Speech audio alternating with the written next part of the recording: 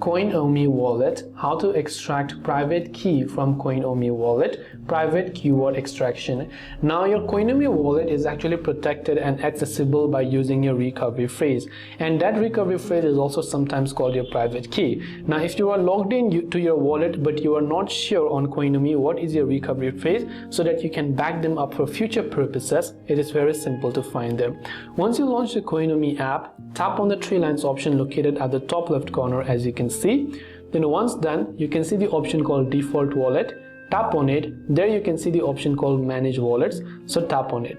Under manage wallets you'll find all the wallets, so again tap the three dots icon next to it. Then right here you can see the option called recovery phrase. This is exactly where we want to go. Just tap on the option that says recovery phrase.